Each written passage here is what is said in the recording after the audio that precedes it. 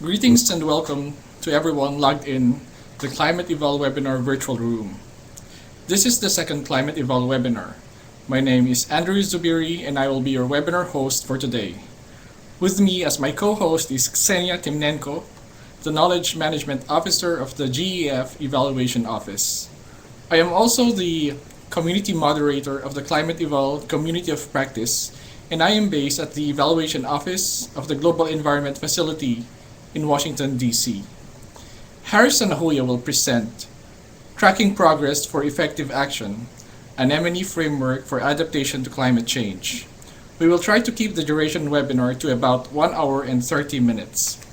Some of you who attended our first webinar may already be familiar with the procedure and functions of our webinar room.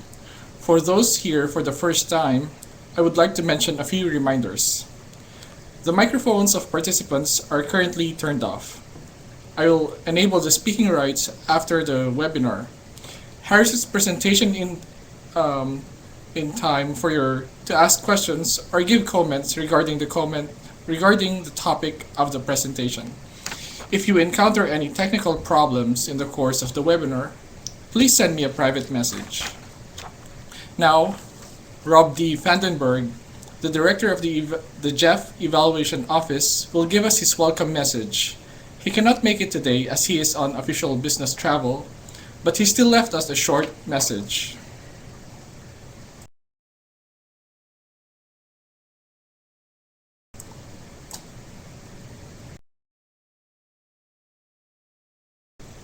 Hi, I'm Rob Vandenberg. I'm the director of the Global Environment Facility Evaluation Office. And we are hosting and supporting the community of practice on climate change and development evaluation. It is a pleasure for me to welcome you to the second Climate-Eval webinar. After our successful first webinar on climate change mitigation, this time we will focus on climate change adaptation.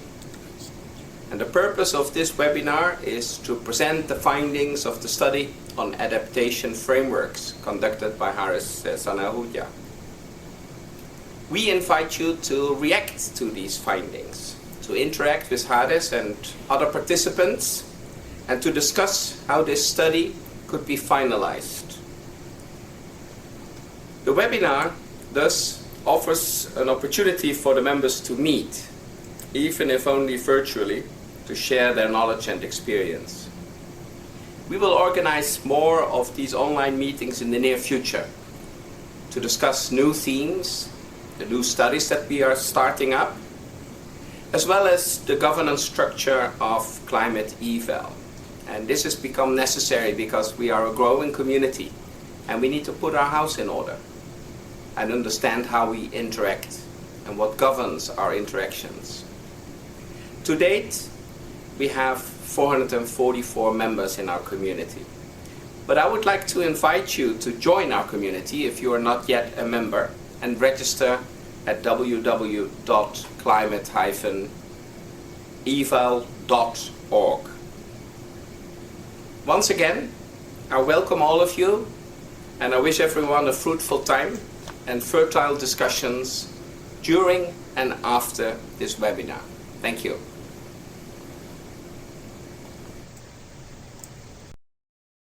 Thanks, Rob. I'd like to introduce to you now our today's presenter for the second Climate-Eval webinar. Sanahuja, an Argentinian national, got his first degree in biological sciences from the National University of Mar del Plata and holds a Master of Science from the University of Costa Rica in the field of geography. Harris worked in the mid-90s for the World Bank in Washington, D.C., in areas related to integrated coastal zone management. Later, he moved to Central America, where he worked with the Regional Coordination Center for Prevention and Mitigation of Natural Disasters. In 2001, he joined the UNDP's Bureau of Crisis Prevention and Recovery in Geneva, and later, the UN Secretariat of the International Strategy for Disaster Reduction, where he participated actively in the process leading to the adoption of the Hyogo Framework for Action. From 2005 to 2009, Harris worked as a regional policy advisor for the UN ISDR Americas Unit in Panama. Since then, he has been working as an independent consultant in the areas of DRR, or disaster risk reduction, and adaptation to climate change. During his career, he has contributed as an author to global, regional, and national assessment reports on disaster risk reduction for the UN and other international organizations. Welcome, Harris. The floor is yours. So hello to everybody. I'm speaking with you from Panama. I'm very glad to be with all of you at this time, and I understand we have an excellent participation this morning from many corners of the world, so the discussion should be very rich. Well, for the past several months now, I have been working with the Climate-Eval community of practice and under the guidance of Mr. van den Berg and his team, and more closely with Andrew Zubiri. And it's my pleasure to present some interesting resultant findings to you, and thank you very much for your kind interest and participation. My principal task as a consultant to the GEF was to work with the Climate-Eval staff and community of practice to generate a framework for monitoring and evaluation of adaptation to climate change efforts. There was a explicit request from the community of practice to focus the study through a DRR lens, the disaster reduction lens, which actually suited me well because, as you heard from Andrew at the introduction, most of my experience have been on the disaster reduction arena. So I approach to adaptation from this perspective already. Let's go to the next one. This turned out to be a quite comprehensive and lengthy report in the end, and we are therefore not able to undertake a detailed review of it at this time. Today I'm intending to clearly outline what is contained in the report. I highlight some of the more salient and interesting points as we go along. You can see in the slide the outline of the presentation, so I will take you over those points. About the introduction and methodology, you can see in the slide the objective of the study. I should emphasize that this framework in many ways complements the existing frameworks to build upon what already exists and fill a niche. Seen as a study of adaptation to climate change and even disaster reduction, I would say, generally is still quite young. Much of the literature is related to the evolution of conceptual framework for M&E for adaptation to climate change. This framework focuses more on the practical side and works towards directly empowering the practitioner with information to facilitate the capacity development and advance of M&E for adaptation to climate change. Continuing with the methodology, what I show in this slide is from almost 400 documents collected within the GEF Climate-Eval database. 30 documents were deemed to have medium or high relevance to looking at the development of a framework for M&E for adaptation to climate change. The 30 documents selected were all some from form of evaluation reports from GEF, World Bank, Asian Development Bank, the UN, and various bilateral donors and others, and represented different global regions. Numerous guiding questions helped guide the research as information was collected and methodologically put into a matrix, and then eventually distilled down into a summary matrix. This matrix can be very interesting to look at, as all the information it contains is from applied adaptation to climate change or disaster reduction projects and programs. And it is annexed to the interim report. You can download it from the Climate-Eval forum. This shows you a snapshot of the matrix, which is quite extensive. There are numerous guiding questions that were used to select and to characterize all the process in the database. And you have that information. I think it's one of the actually the most interesting byproducts of the whole consultancy. Building a framework for capacity development. Let's see how I approach to the framework itself. A framework is generally described what is foundationally required to proceed with advancements in the area in question, in this case, monitoring and evaluation for adaptation to climate change. This framework suggested 6 steps or phases. And I will show you that. This is a schematic view of the framework, the proposed framework. The first step, which involves assessing and establishing the kinds of parameters in terms of how much progress is being made towards M&E of ACC and also of adaptation of climate change generally. It generally asks the question, where are we now in terms of progress? Step 2 is to work towards a collective vision of what is hoped for an monitoring and evaluation for adaptation to climate change improvement and advancements. Step 3, identifying challenges and opportunities and important tasks from which to undertake. Step 4, which is to ensure action on building on existing M&E of adaptation to climate change programs and strategies, and learning from past efforts is achieved. Getting further into specific, priorities are then set as step 5, and as the final and 6th step, strategic action is articulated with all the stakeholders. Some positive features of the framework, in my view. First of all, the idea of a collectivity is key, participation and working together at a real level. So the fact that this has been a collective construction with a community of practice, and even from the onset with the term TORs, and I think is something that should be highlighted. As you can see, these 3 points in the slide. Also, positive features. These features relate to the function of the framework, which are positive in terms of advancing the agenda and linking practitioners. And then we can pass to the next section, setting the context, key concepts. There's a section on this at the beginning of the study. This section gets into a little bit of detail regarding some of the more popular and important points raised in the literature and reports.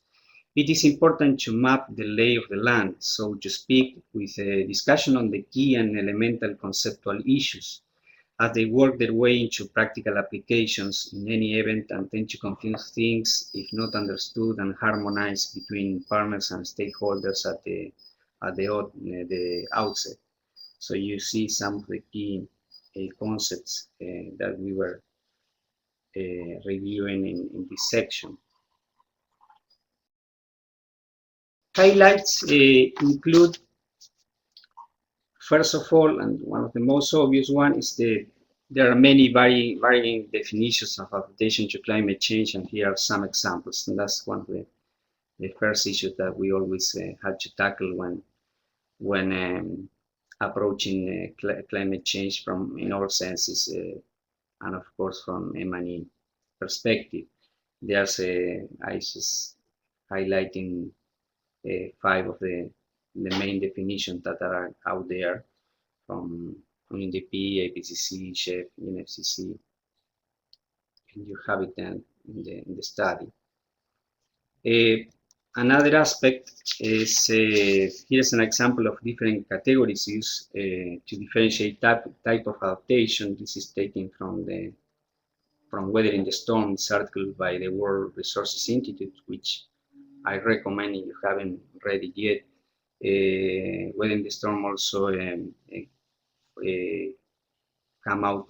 out with a typology of approaches to adaptation, framing adaptation within the development context with serendipitous, climate proofing, and discrete adaptation, which is quite interesting and helps a lot to frame, by the way, adaptation within the development realm. Another of the aspects is an integrative approach. Compartmentalized sectoral approaches are not effective, we know that. And much of the conceptual discussion in this section is somewhere related to the holistic and integrated nature of ACC and disaster reduction. Much work in the conceptual arena has been dedicated to this merging and how to engage this message in everyday practice, which I must say is not an easy task. The point is that M&E of such an integrated area is inherently somewhat complex, although it is manageable once approached in a methodological way. This is a diagram illustrating the idea of the lens approach or seeing everything through a filter, and it becomes more cross-cutting and holistic, and that is the way we approach the study.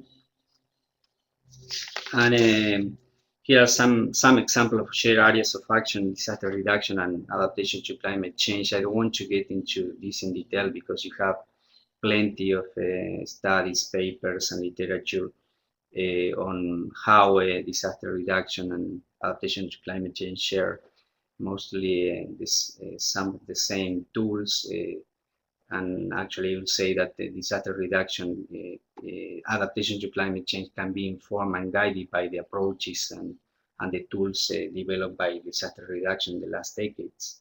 And you have some of them highlighted in the slide. Here is an example of one of the 30 projects evaluated, showing clearly that an integrative approach was taken. In this case, is a disaster reduction and poverty reduction efforts. It's a project from done in Vietnam in 2004 by an outcome evaluation of UNDP capacity building for DRR. I don't know if I'm going too fast with the slides. I'm trying to catch up with the time, but I see I hope everybody can. Okay, I think I had to speak louder. I'm going a bit too fast for me. Okay, well, let's slow down a little bit. This is another approach. It's a climate smart disaster risk management, which integrates vulnerability, risk, and uncertainty, and enhance adaptive capacity.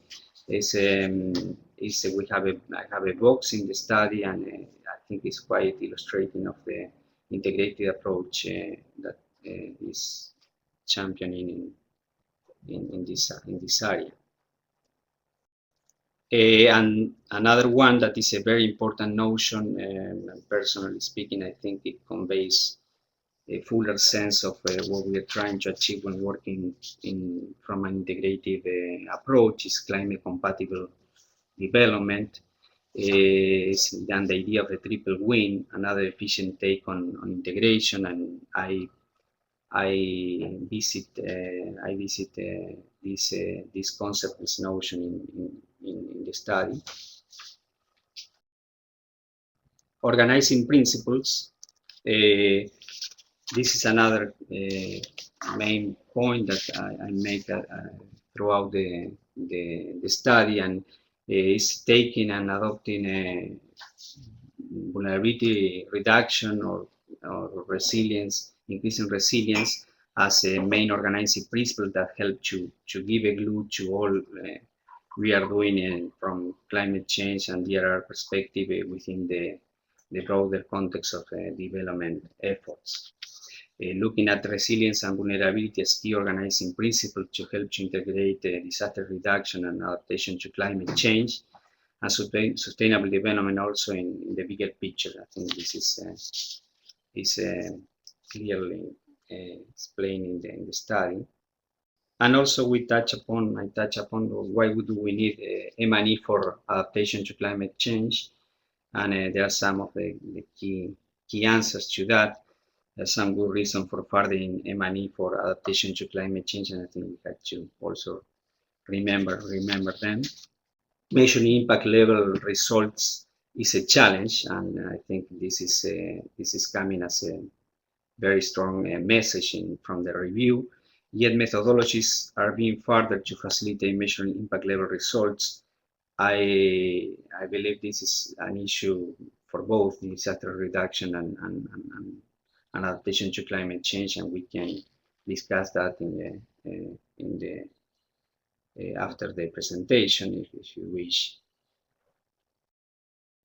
And then we have in this study a section about challenges and opportunity for monitoring and evaluating adaptation to climate change.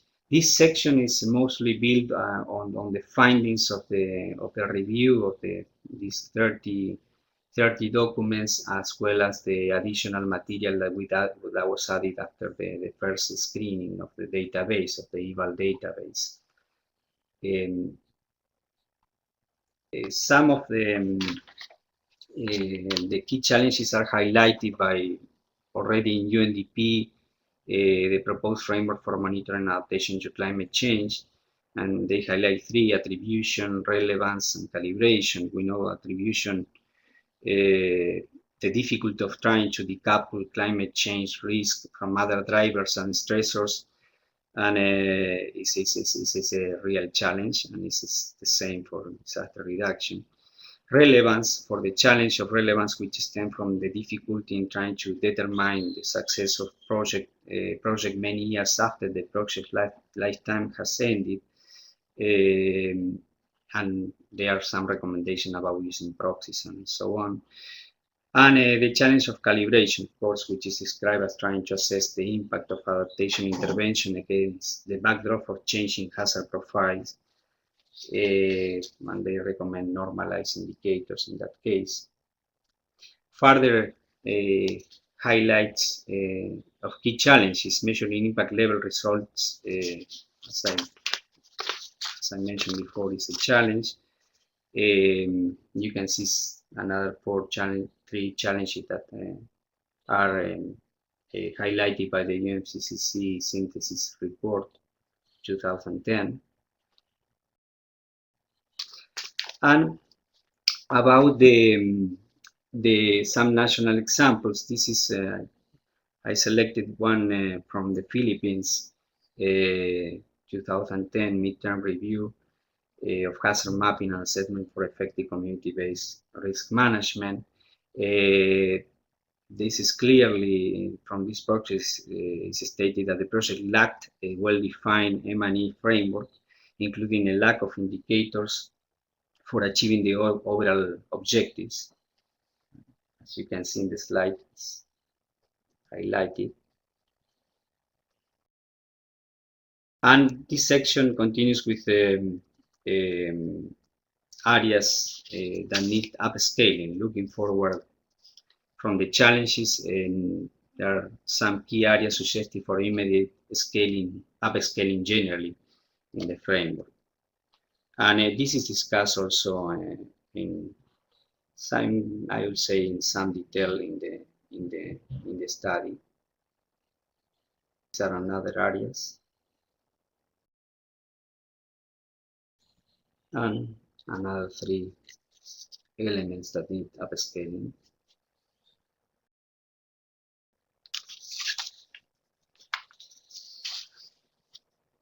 So with that, I finished that section of challenges and opportunities. In terms of capacity development for M&E of adaptation to climate change, there is an analysis. These 3 like-minded efforts toward frameworks and approaches were summarized, and then the similarities note. In their entirety, they are not easy reading, and so were summarized in this framework, encouraging practitioners to access the important information. Perhaps we can disagree, but most of them, I think they will agree with me that there are the 3 main reference an international arena for like-minded efforts towards frameworks. The UNDP, the IDS Success Chef DFID, and UNFCCC synthesis report. And Some of the key commonalities among the three framework reports that I found in the studies are highlighted also in this section. And you can see the scope of adaptation is vast and complex. There can be flexible structuring of M&E adaptation framework. All adaptation efforts should be aligned with current development objectives. Those are the three main commonalities that came out from the review of these three main frameworks reports. The framework suggests guiding questions to assist the practitioner in assessing current capacity for adaptation to climate change, and more specifically for M&E for adaptation to climate change, and help to ascertain the most effective ways in which to advance the M&E for ACC agenda. This is also a quite long section that you can find in the study. As noted previously, assessment of ACC generally and of monitoring and evaluation for ACC are both important primary steps to take. This is also critical for the creation of baselines. And there are some sample questions for the practitioner that are suggested in the framework. And I highlighted some of them here in the slide. There's also a section on indicators and also some national experience that were highlighted in the study. The section on indicator was also explicitly requested in the TORs, and in looking at many examples of indicators currently being employed and some of the key literature, it became soon apparent that it is far more realistic to think of indicators more on a continuum than in a distinctive categories. This graphic is showing the approach from a continuum of indicators. Of course, if there's something that can be an added value from looking at adaptation to climate change from the DRR perspective, is that we bring an arsenal of indicators that have been developed by within the DRR community, and they can be a starting point. And indicators presented also I highlighted two categories: indicator of action for increasingly environmental resilience, and indicator of action increasingly social resilience. Are very broad groupings, but prove easier to manage in this instance as there is so much cross-cutting. And here I can show you a little bit some detail on each category. Some example of indicators of environmental resilience, and examples of indicators of social resilience. You can see. This is the study tried to illustrate with examples, and there's a quite long section on the indicators and the ones that are being used and the one that we are proposed that are more useful for M&E. UNDP, for example, suggests 4 types of indicators. These are the 4 types, as we see. And then this is complemented, the indicator section, with a section on how examining several national efforts of adaptation frameworks and strategies, one will see some of key patterns, and those are the ones that were reviewed in the framework. And these are some of the commonalities among the 9 national adaptation to climate change frameworks that were analyzed. And finally, we have a word about maladaptation, which is adaptation gone astray. Practitioners should not assume that all impact will be positive, but should determine this fact based upon careful assessment and planning. So I think that was also important to keep in mind maladaptation. And these some of the examples illustrated here are coming from the evaluation of adaptation to climate change from development perspective. I see that there are some questions about the documents that are mentioned as I go along the presentation. They are all available, and there's a bibliography, of course, at the end of the document, and all the documents mentioned and the literature is already available within the Chef Evaluation Office. So just to finalize some summary remarks, of course, participation and ownership is key. As I highlighted at the beginning, this is an added value, and this is, I know, it's challenging. It's challenging to build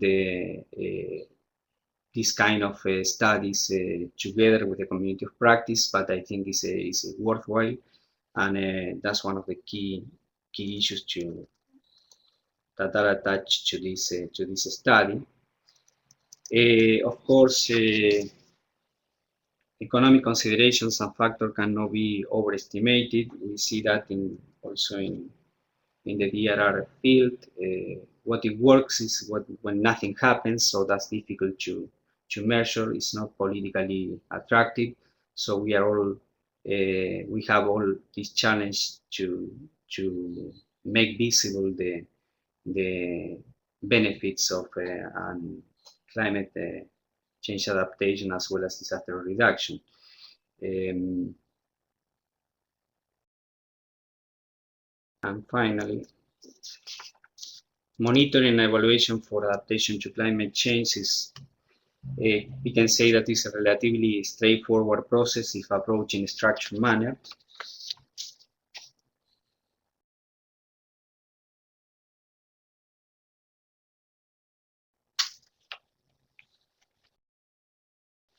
There will continue to be an increase for sound and solid waste and means by which to measure the effectiveness of ACC, so we will get better. And I would like also to call your attention to the appendices of the report. The report is about 50 pages long, but it has another 20 pages of appendices. And this is also, I think, an added value, a byproduct and relevant byproduct of the consultancy and the study. You can find a compilation of case studies, national, subnational, some highlights from key stakeholder groups. That was also a contribution, I must say, from the community of practice. There were some comments during the building of the interim report, and there were some requests, specific requests, for example, addressing indigenous people, and they were taken into account, that is reflected in these appendices and methodology case studies. Also, there's a section on website that is always useful, and as I mentioned before, the interim report is a thorough review of these 30 documents of the eval library, so I think it's also interesting to have it at hand. Well, thank you very much. I hope I took the 30 minutes. I didn't last too long, so thank you very much, and ready to listen to your comments and your questions. Thank you. All right. Sorry about that. Again, I'd like to thank Harris for your presentation. I know you, our participants, are ready to ask questions and provide comments. You may use the chat panel on the right-hand side of the screen and type in your question or comment. We will allot about 20 minutes for this. Harris will address 2 questions at a time. Please state your name and/or organizational affiliation and be concise with your question or comment. For our first question is from Diodon Moafo. Thank you for your brilliant presentation, Harris. Can you please summarize the main methodological challenges encountered? Okay, yes. I'm sorry. I will answer the question again. No, one of the first challenges, methodological speaking, is just the fact that this is a collective construction with the community of practice. I was saying, and in that sense, I will say that this is still a major percentage supply driven by the consultant. I think it will evolve, and it will be more fair share of contribution for the community of practice. I had feedback and I had contributions, but I think it could be more. And I hope after the presentation also, and everybody reads the paper, we can finalize with a great share of the community of practice. The other methodological challenge is the fact that there's not a big critical mass of adaptation projects in the database. So the database was almost, as naturally, everybody can expect is more on mitigation. But well, that was supplemented with extra sources from DRR projects. And the other one is that the fact that most of the adaptation projects are being implemented. So it's hard to come out with a framework that is based on lessons learned and on-ground experience, because of, just for the fact that this project has not been finalized, so we don't have much empirical evidence to build on.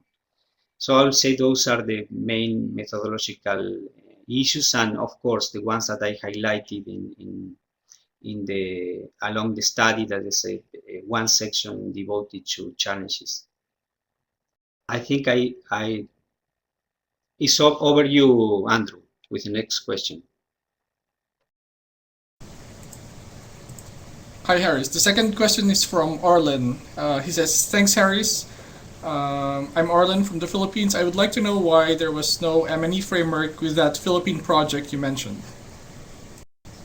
So there's a question about participatory mapping, and yes, there are some examples on mostly from disaster reduction. There's some experience at the local level working with participatory mapping, and I think it's one of the clear and concrete examples where we can profit from the disaster community-based disaster reduction practices to bring this into the adaptation to climate change arena. I review some of them, and it's one of the things that we can highlight in terms of the tools that can be used to further adaptation to climate change. Hello, Harris. We have a question from Jamie Watts. Yes. From the World Food Program. It must be quite challenging to use a difference in difference method in this case. Large landscape changes, long time frames, etc. Did you actually find baselines and controls in these case studies? What about the social resilience side? Was GIS technology used? No, to be frank, that's one of the main missing points, baselines. The baselines I found are mostly from the DRR projects, and they're based. There's some, let's say, structural and common approach after 2005, where they're using the guidance of the Hoja framework for action, the 5 priorities, and I would say at the national level, there's some kind of organic reporting using this HFA monitor tool developed to report on the progress on implementing the Hoja framework for action. There's also some baselines that are working with, especially in this part of the world, Latin America and the Caribbean, using the indicator system developed by the IDB. It's a index and indicators. It's a composed set of indicators, and they, in this regional list, they cover many of the countries, and they do this in every 5-year basis. But still, I think it's one of the main things we had to come along with a common methodology to start creating the baselines allow for M&E in a more systematic fashion. Okay, thanks, Harris. I'd like to read the question from Luis Bernal. He's an independent evaluation consultant from Florida. Harris, can you share your experiences as to private sector participation in ACC evaluation initiatives? Well, I must say that I haven't came across private sector initiatives that they were working on. To be frank, that's something we can, actually I didn't highlight, I think, in the study, but private sector, as I think is the case in, if we take my main reference, that is the disaster reduction, private sector is still also one of the key stakeholders that we're trying to bring into the picture. It's still missing from, for example, from the national platforms composition. There are some things done on but still, yeah, we need to work more on engaging the private sector. And to be frank, specifically adaptation to climate change, I haven't came across any of the projects that highlighted the private sector participation. Okay, I'd like to read out Paula Silva Villanueva's question. Thanks for the presentation. Your work builds on existing frameworks and approaches and attempts to take a step further. However, what are the existing gaps you've found in existing frameworks, methodologies, and how have you addressed them? Okay, that's a good question. The main gaps in terms of the existing frameworks that I think is I try to convey this analysis in the study, and is the fact that they're too much conceptual in the conceptual world. I had the feeling and experience working with practitioners in the field that still we need to make an effort to ground this framework more on the everyday experience of the practitioners. For example, what we are facing right now is a sort of entropy in terms of the framework for this, framework for everything. That one of the examples, the main planning tool of the UN, which is the CCA-UNDA processes. I happen to be working now on trying to make an executive summary of the 3 guiding notes that are there. That one for environmental mainstream and environmental management, the other one for adaptation to climate change, and another one for disaster reduction. So can you imagine if the UN, that is one of the main drivers in trying to champion an integrative approach, is having these problems with the program officers on the field? They have 3 guidelines, and most of the time it's the same person that is tasked with environmental disaster reduction and climate change issues at the country offices. So I think that's one of the main problems: terminology, and the fact that it still needs much more integration in terms of the frameworks. Thank you, Harris. Now I'd like to read the question from Ines Brill. Thank you, Harris, for your comprehensive presentation. Could you please elaborate a bit more on how you envisage the application of this framework at the institutional level with all stakeholders? Thank you, Ines. I think, Ines, that's also a question that is back to you, because as you're working on capacity building in the UN, I think one of the ways is to feed some of the findings of this framework into the current diagnosis that are being done on capacity development needs in some countries. I know this has been done with your team in some countries in the region. So I think the section on the guiding questions is extremely helpful to feed into these diagnosis tools that the UN is using with national, even some national stakeholders on disaster reduction, adaptation to climate change.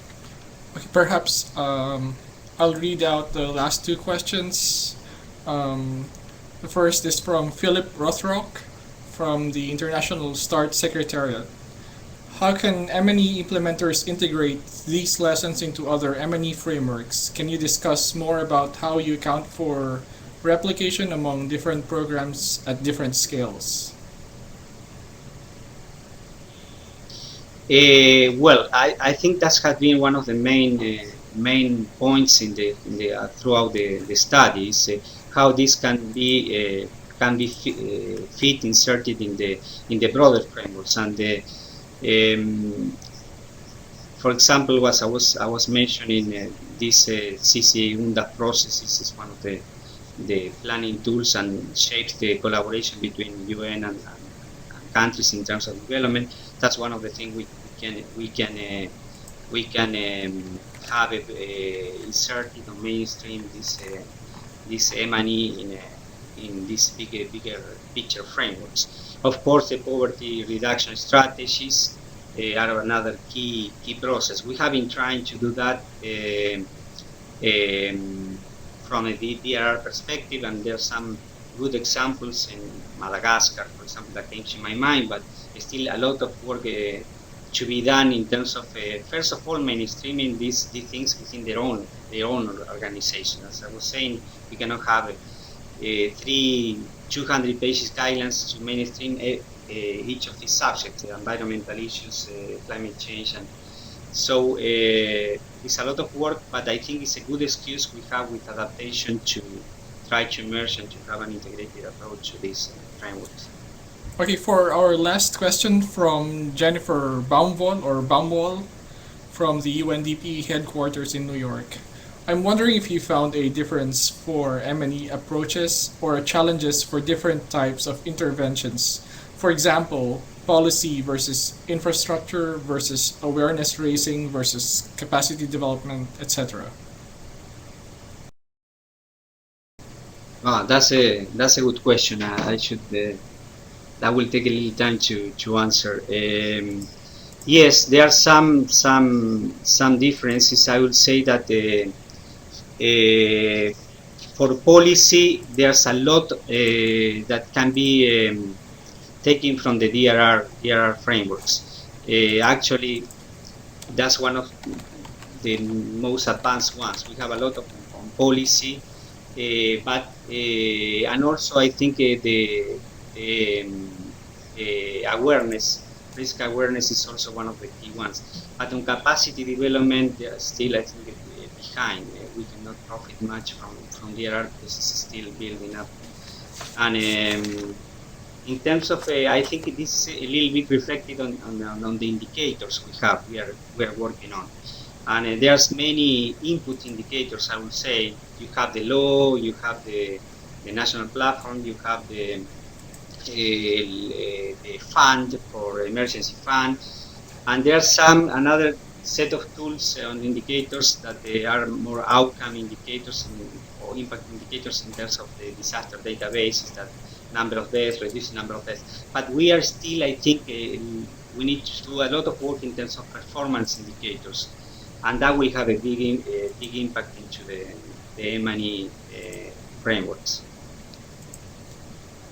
Thank you, Harris. Perhaps we could accommodate the last question from Richard Warden.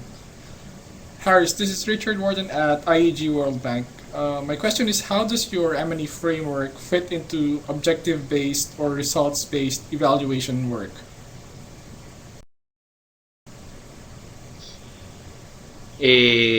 Well, first of all, perhaps it's good to emphasize that this framework is mostly looking at the foundational needs that they need to be worked on adaptation to climate change from M&E, and in that sense, it's more a capacity building framework. So I think it's not still there, and of course, results-based management is what I mentioned to the question of Ines Brill. There are many initiatives for capacity building on results-based management, I think some of the section, the question, the guiding question, there's some material that you can take to feed into this onto these tools for result-based management. Thanks, Harris. Sorry, but we are out of time. Thank you, Harris, for your presentation. And of course, thank you to all of you, our participants, for asking interesting questions and giving insightful comments. I'm now about to type in the link to where you can download a copy of the final study. Let us continue this discussion on the Climate-Eval forum. You can use this link to post your other questions and comments. Please visit our forum and continue our discussion there. I will send a follow-up email about this, including an evaluation survey to help us improve our webinar. I know we encountered a lot of technical difficulties today, but I'd like to thank you for your patience, and we would very much appreciate your feedback. We are grateful for the generous support of our donors, namely the Swedish Environmental Development or the Swedish International Development Agency, Swiss Federal Office for the Environment, and the GEF Evaluation Office. On behalf of my colleagues at the GEF EO, I would like to once again thank Harris and our participants. Have a good day or have a good evening still.